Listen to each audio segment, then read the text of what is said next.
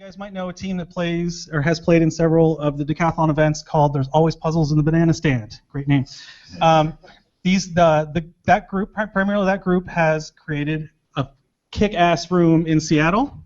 It is Locurio, and we have one of the fine representatives of Locurio here today to talk about the effect of the rising popularity of escape rooms in puzzle hunt culture. So we have Summer Stevens. Here she is to take it away. All right, hi everybody.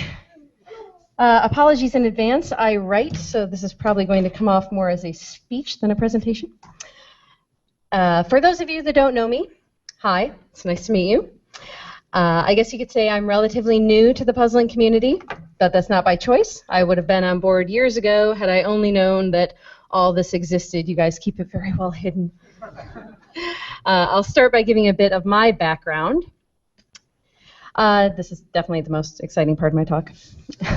My first event was the 2013 Dash in Los Angeles. I followed that up by bringing a team of complete newbies to play in the Famine game, where we quickly emerged as the beloved underdog team that imploded around the 2 a.m. mark, but still managed to have fun. And at least 2 of them still talk to me, so that's good. No, I'm just kidding. None of them talk to me. So for the rest of my teammates, the Famine game was an amazing experience that they were honored to be a part of, and one that they had no interest in ever repeating. Whether for financial reasons or kids they didn't want to leave at home or work, it really wasn't so much that they didn't want to, but rather that they found themselves unable to pursue their foray into the puzzling community, as awesome as that journey had been. Except for me. You guys got stuck with me. I was hooked. I felt like I had finally found exactly the thing that I never knew I had been looking for. It's corny, but I felt like I had finally found my people. I was eager for more, so a few months later, when Todd Etter graciously invited me to join Team Left Out at the MIT Mystery Hunt, I jumped at the chance, because Boston in January is lovely. I have been lucky enough to fly to Boston every year since to play the Mystery Hunt, and was also lucky enough to play in the final 2 Shinteiki Decathlons. I played Dash in LA again in 2014, and then in Seattle last year. Also in 2015, I played my first Microsoft Puzzle Hunt. I've also teamed up to play various online events such as Puzzleboat and the USC Hunt, so bottom line, I may have come into this community a bit on the later side, but I have jumped at every opportunity I could to play. Through the community, I became friends with 2 people named Natalie Parisi and Phil Bassler, and the 3 of us ended up joining forces, very long story, very short, to create Locurio, an immersive entertainment company based in Seattle. Our hope is to one day be able to explore and offer a variety of experiences, but our first project was one that we all felt very passionate about, an escape room. Now, I'm just assuming that everyone here knows what an escape room is. If that's incorrect, please let me know. Otherwise, this presentation is going to be even more boring for you than it already is. Hope everyone does. Okay. So moving on, let's talk briefly about the rise of the escape room. The escape room industry is a relatively new one, especially here in the US. The first room on the market was Scrap's Escape from the Mysterious Room in San Francisco in 2012. And though it was a huge success, it took a bit of time for the public to take notice. But once they did, things got a little crazy. Prior to 2014, there were only 5 escape room companies operating in the United States. Just 5. During the course of that year, that one year, 2014, at least 50 more companies opened their doors. Some of them offering multiple rooms, and that is a growth rate of 1,000% for those of you keeping track. And the industry only continued to grow. Today, it's almost impossible to get a solid tally on the number of rooms available, as a new company seems to open its doors nearly every day. There are currently 33 escape room locations open in the greater Los Angeles area alone. EscapeRoomDirectory.com, shout out Dan Agnor, currently lists over 500 escape room locations throughout the United States. That's a pretty insane jump once again. 10 times as many. That's insane. So some of these 500 may be the same company with multiple locations, but these are 500 unique storefronts. And if you take into account that most locations offer multiple rooms, you're talking probably thousands of escape rooms in the country. I personally am totally hooked on playing these games. Nowadays, there's almost too many to be able to keep up with them. I have now played 71 games. So don't add up how much money I've spent, please. I don't want to know. But I feel like I haven't even scratched the surface of what's out there, and sure enough, I thought 71 sounded pretty good until I actually counted and was like, all right, well, I have a ways to go. In case anyone is interested, those 71 rooms span 5 states, the District of Columbia, and Canada. My team set the record in 18 of them, although, that's probably from someone that was on my team for one of those rooms. Although the record was occasionally for team size and not overall time, as I often play on very small teams, 2 to 4. I'm also headed to Vancouver next weekend, where I have tickets for 8 more rooms. So I may have a problem. So now that you all know basically all there is to know about me, minus 1 or 2 minor details, let's get to the meat of the presentation, the escape room industry and its potential crossover or impact on the game community. So we'll start by talking about escape room owners. I am rather uniquely positioned. For all of the gamers or puzzlers out there who seem to really enjoy escape rooms, there are very few of us who have actually transitioned that fondness into opening a room of our own. That may seem surprising, but I think there's a few reasons behind it. The first is that regardless of how much fun these rooms are, opening one still means you're starting a business. And that's no small feat. There's a heck of a lot of work involved, most of it not a lot of fun. I absolutely couldn't have done it on my own. There's just a lot to learn, a lot of legal hoops to jump through, and honestly, it's shocking that anyone starts a company of their own. Even people who are willing to put massive amounts of time into organizing a puzzle hunt might find themselves put off by the thought of actually starting a company. At least with a game or a puzzle hunt, you've got a set amount of time you'll be working on the project, and then you get to walk away. Not so much when you've established a business with paid employees. It engenders a bit more of a long-term commitment, and a lot of people in this community already have full-time jobs that they are perfectly happy with. Another reason more puzzlers may not have turned to being escape room owners could be because they think it's beneath them. And I don't mean that in a derogatory way. They just may see these games as examples of inferior puzzling, and it is true the puzzles in an escape room generally are much more simple than what we're used to seeing in our sorts of events. The sad thing is, there are a lot of rooms out there that exacerbate this by offering really dumbed down elements that almost can't be called rooms that are based almost entirely on hunt and seek elements. And of course, a diehard puzzler wouldn't be interested in spending their time and money to create something along those lines. A lot of puzzle creators want to make something that not just any person off the street could maybe walk in and solve, and unfortunately, that doesn't always translate into an escape room type experience. It might just not be as interesting a prospect to some people as crafting a puzzle hunt or a game, and there's nothing wrong with that.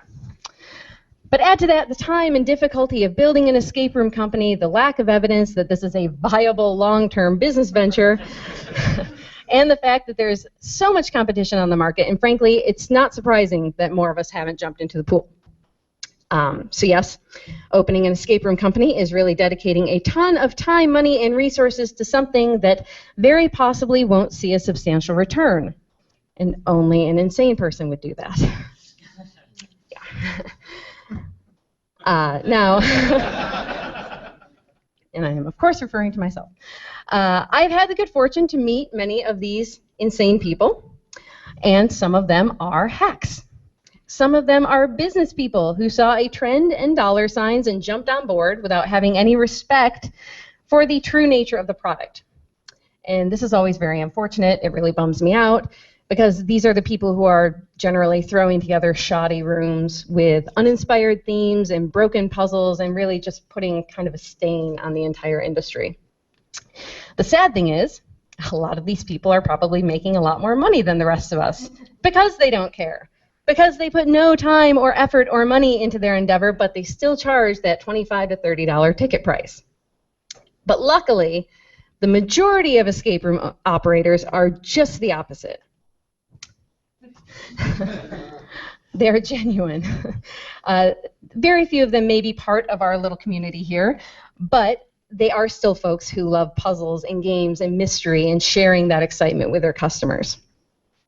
Now, it is a shame that there aren't more puzzlers who have become escape room owners. I'd love to see more of that, but there is a good chance that some of these escape room owners could become members of the puzzling community. And that's sort of the next topic I would like to cover, which is escape rooms and how they could possibly broaden our audience. Turning pages. Unlike a full-blown game, capital G game, which I don't think anyone would disagree can be rather intense and daunting for newcomers, my famine game team, for example, escape rooms provide sort of an easy entrance into the world of puzzling. The puzzles themselves, as we discussed, tend to be a lot more simple and straightforward than the typical puzzling community puzzles, mostly out of necessity. You obviously can't throw a 45-minute logic puzzle into a 60-minute experience. Doesn't quite work out. And there's something about the shorter, more condensed time frame that provides just a really thrilling experience, something that people don't necessarily have to be like gamer types to enjoy. Now, personally, I don't think that anyone needs to worry about escape rooms somehow forcing the game out the door. The people in the game community are pretty dedicated, and I can't think of a single one of them who would pick an escape room over a game experience. Haha. They may enjoy the quick satisfaction that an escape room can provide, but it's nothing compared to the bigger challenge and attraction of a game. It's like saying that someone has discovered that they really enjoy watching YouTube videos, so they're never going to go see a movie again. It's just totally different beasts. It is difficult to back this opinion up with facts and data because there really aren't any facts or data out there at the moment. But I think that the bigger concern might be that we're reaching possibly some sort of saturation point of puzzle events in general, but I'll speak more on that in just a minute. So as much as I don't believe that escape rooms will draw audience away from the game, I do think that the opposite could happen. Just like me, there may be dozens, if not hundreds or even thousands of people out there who would be really interested in joining this community or playing in a game were they only to know about it. And, you know, they're just not aware that these things exist, but escape rooms could potentially provide that doorway. That's a doorway. The real question is, do we want to open that door? Controversy. Because sure, everyone talks about how great it would be to get new people in the community, right? Like new blood, new people that have new ideas and maybe want to start up events of their own. But in reality, I think a lot of us are kind of happy with our insular little pocket. You know, we recognize that the people that currently make up this community, we're diehards, right? Like, we're really focused. And you might disagree with me, but I think there might be a fear that opening the door to an influx of new players, it might result in our events becoming diluted, in there being too many mouths to feed, so to speak, and possibly weakening the overall quality. I don't really think that there's anything to fear in opening the door, because I don't think that a lot of people will go through it, at least not on the game level, right? Just not on that, like, I'm going to spend every penny I earn and use up all my vacation days to fly across the country and stay up for 36 hours in a van eating Cheetos and doubting the power of my brain and wondering who farted again. I mean, right? Like, this is a level that not many people are going to go for. But I do think that there are plenty of people out there who could be interested in something along the lines of Dash or Puzzled Pint, for example. Experiences that they don't have to travel for or dedicate a huge amount of time and money to. I was chatting on Facebook just this week with a woman who has no puzzling experience outside of escape rooms. She's about to play in her first ever Dash. And that is because she had so much fun and felt such a sense of accomplishment from playing and winning escape rooms that she actively sought out more opportunities and happened to find Dash. So I thought that was great. And this just brings up an interesting thing to think about. How can we cross-pollinate escape rooms and puzzle hunts? And do we want to? Next topic, I'd like to now revisit the aforementioned notion of reaching a saturation point in regards to puzzle events. Now, this topic is a bit difficult for me to speak on since I am relatively new to the community. I seem to have come in at the tail end of the glory days of the mid to long range puzzle hunt. There are no more Shinteki decathlons by their choice, not due to lack of popularity. And the infamous famine game seems to have broken the game format, so thanks a lot, Todd and Phil. A way to make something too amazing. There are still larger scale events out there, MIT Mystery Hunt and Microsoft Puzzle Hunt being two prime examples.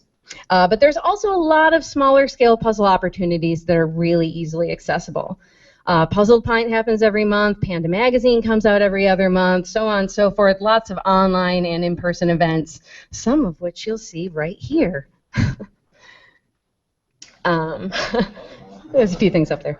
I personally have found myself spending a lot of my free time and money on puzzle events. I have 2 dedicated, full-blown trips every year, once in January to MIT and once in July for MPLCon. Now that I live in Seattle, thankfully I don't have to travel for Microsoft. And while I'm always hungry for more, it is sadly true that I only have a finite amount of resources, which hampers my ability to go to every event I would like to. And for some people, this proliferation of puzzling might spell doom for larger scale puzzle hunts. There's just so much content available at any given moment, so much instant gratification. Will that dwindle the community's drive toward creating another game, for example? I can only speak for myself when I say, hell no. But I'm new, right? But even as busy as we are with Locurio, Phil and Natalie and myself still find time on occasion to daydream about maybe, possibly, one day, like probably way in the future, creating a game. And I am absolutely dying for someone else to do it. Like, I have only gotten to play in one game. Please, someone give a girl a hand. Come on. But bringing it back around to the subject matter at hand, are escape rooms part of this potential puzzle overload problem? Sure, escape rooms do provide the quick fix that a puzzle junkie might be tided over for a time with, but they certainly can't take the place of an actual puzzle hunt experience, at least not for a true puzzler. What you're able to experience in a hunt is just so much more challenging and more complex than any 1 hour experience can ever match up to. So while the existence of all these 500 escape room companies might indeed add to the feeling of puzzles everywhere, I think that they're a lesser cause than the fact that there are just all of these events that are available to us. And that's probably because the room is just so inherently different from a puzzle hunt. Which brings me to my final topic. I'll actually shut up soon. Escape rooms and puzzle hunts, how they differ. So first and foremost is, of course, the length and therefore depth. Escape rooms tend to be about 45 minutes to an hour. Occasionally there's a media room that adds 10 to 20 or so minutes on. Puzzle hunts in general are longer, which means that they can incorporate different types of puzzles, puzzles with more depth, more levels, more difficulty. And the heightening of puzzle type and complexity leads to a difference in audience. Whereas puzzle hunts are generally geared toward a narrower band of the populace, escape rooms can often appeal to a greater variety of people. I have often had players tell me that one of their teammates wasn't thrilled at the idea of doing an escape room, that they weren't, quote unquote, a puzzle type person, but that afterward they had such a good time that now they were actually the one that were driving the team to find more rooms to play, to do more things. And that's really, really cool. So what is it about escape rooms that give them such a broader appeal than puzzle hunts? Is it just the lack of difficulty? Is it the shorter length? Do people not have the patience or attention span for anything over 1.5 hours? Yes. Is it the publicity and marketability? I don't even know if I added some syllables to that word just then. Because escape rooms are being run as businesses, there's advertising involved. And the pure mass of companies out there means that people are much more likely to be exposed to the idea of escape rooms than they are to puzzle hunts. So speaking of escape rooms operating as businesses, this is maybe the most interesting difference between them and puzzle hunts. Whereas most puzzle events are run with no intention of garnering revenue, escape rooms are just the opposite. Escape rooms are a business. Pure and simple, they are a for-profit venture. Puzzle hunts, on the other hand, are generally run by people who get nothing in return but the hope that one day one of their players will turn around and create an experience that they then can play in. It's really the difference between a business versus a community. Because the puzzle community is just that. We're a community, right? We're a group of people with a common interest to create and participate in puzzle hunts and events. Escape rooms are a product, a business. We create those games with no thought that any of our players will turn around and open a room of their own, even though some certainly do. There seems to be a bit of a stigma amongst the puzzling community in regards to actually making money off of puzzle hunt events. People want to feel that these hunts are a labor of love and that there's that give and take as far as creation goes. I'll scratch your puzzle hunt itch if you scratch mine. And that's great, right? That's awesome. It's awesome that we have that. But I have heard the question asked, is there perhaps a way to maintain that sense of community while at the same time moving puzzle hunts toward becoming actually profitable?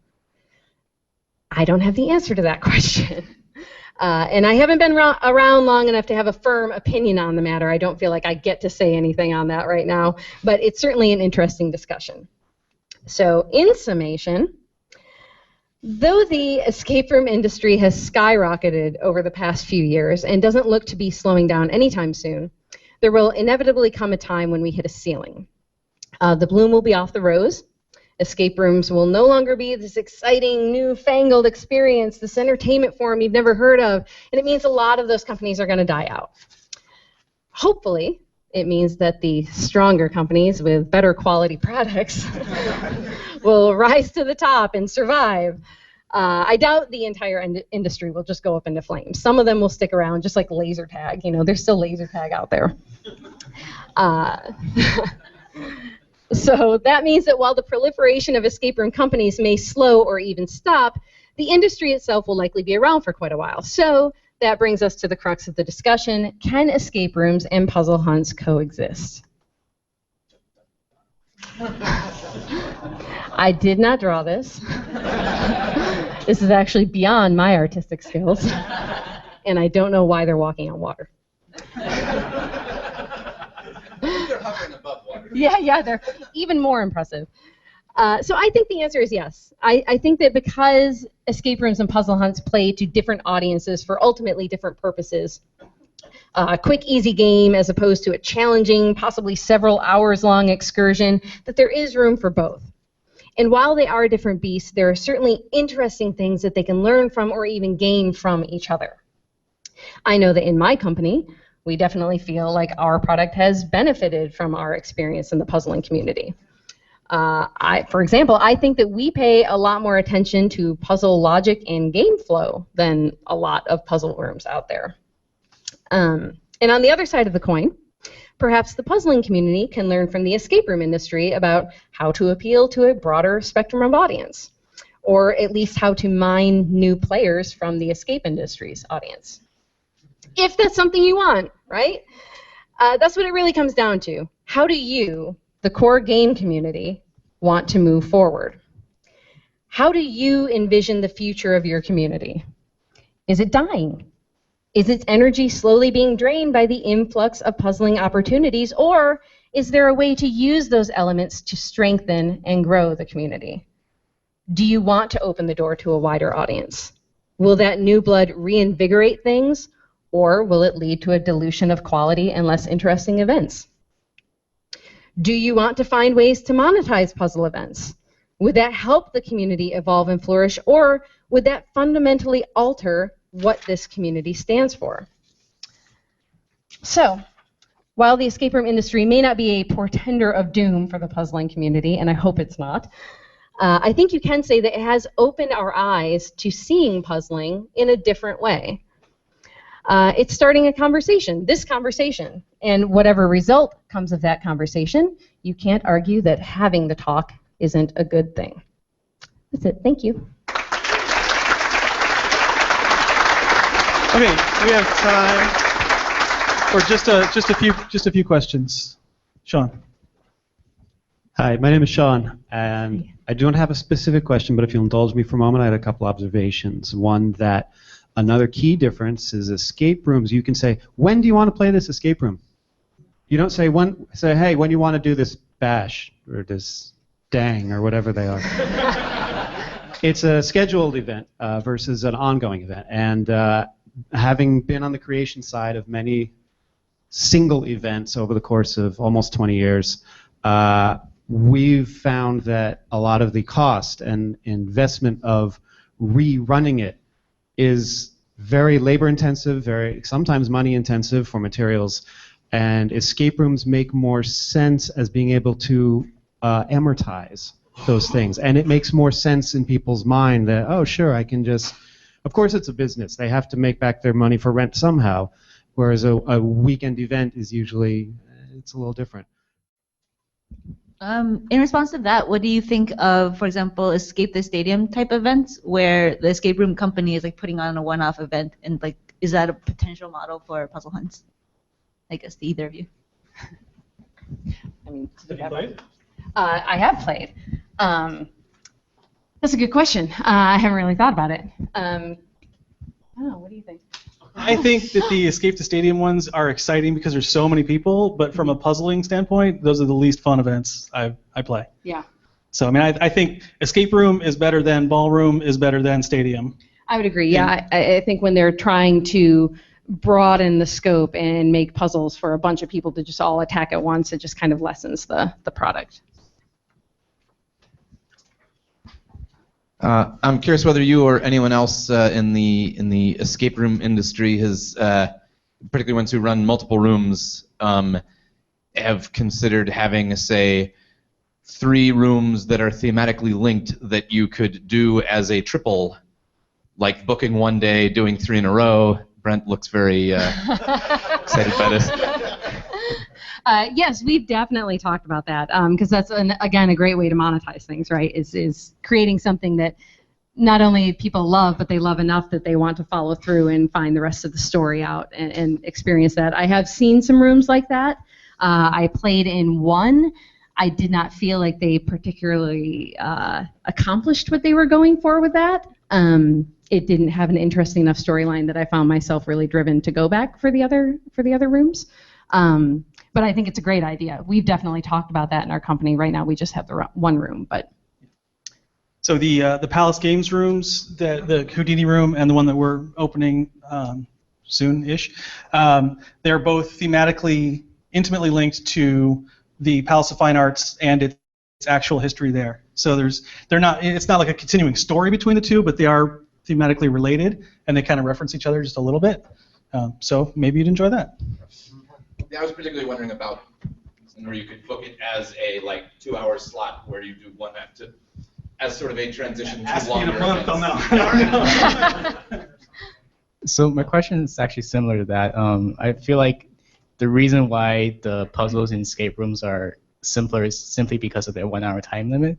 So has anyone considered like an 8-hour escape room where it's like actually a deal, like you really really mentally want to get out. Yeah, you really want to get out. We have talked about that. We have talked about creating a longer experience, or like even a longer experience for a very small team. Really, financially, it becomes really difficult because you start to have to up the price tag. Just because, like at our room, we have 2 staff people on board, at all times, and you just start to get into pricing that we feel like it's probably not going to work out for most people or be attractive. So I would love it though. Yes. Yeah, so one sort of further hybridization of like a competitive hunt and an escape room. I don't know how common this is, but in Sacramento, there is a company that has 2 copies of the exact same room. They encourage you to book simultaneously so you can race against each other to escape. Yeah. So it's that. Oh, and also as far as the linked rooms, Home Escape in Richmond, I don't know if it's the same thing, but in one room they have a little Easter egg you find that sort of explains something that explains the premise of one of their other rooms. It's interesting. Okay, last one for Dan. So lucky. Observation to about the cost of the link. Like for example, the Headlands Gamble, which isn't really a puzzle experience, but is an immersive experience. It's a 2-day experience that you can buy. Oh, yeah. And it costs like $1,200. It's just ridiculous, right? So and I think, at first you're like, oh my God, what a ripoff, but then you think through all their costs and you're like, yeah, actually, Yeah. But question is, it seems like one gap, at least in the local area or even North America, is finding the good escape rooms. Other than making a random post on Escape Enthusiast saying, hey, what are the good escape rooms in Chicago? Are you aware or have any ideas about how to discover that Locurio is absolutely the best escape room in the Northwest, or whatever? You can just believe me when I say. You know what I mean. I know what you mean. I know exactly what you mean. And as someone who plays a lot of rooms, I totally feel for that. The only thing I can say is there are a couple of good review sites out there now. Room Escape. Oh, I have to look it up. They're actually playing our room next week. Room Escape Review or something like that. I'll have to look that up. It's run by a couple on the East Coast. I feel like their reviews are really solid. I feel like they're really honest and while still being very nice and non-spoilery. Going on Yelp can be a really great place to go, provided you kind of are willing to look through the reviews and find the people who say, I have played rooms before. Because plenty of people who go to play escape rooms for the first time are going to be like, wow, that was amazing, that was so much fun. And they have just no idea. They have no metric, that they're balancing against. So, but I think that if you go and find people who actually state that they have played other rooms, that then you can generally find their opinions pretty solid. So, yeah. Cool. All right. Thank you, Summer. So, thank you. I know there are some people still have their hands up. I apologize. We're just trying to stay at least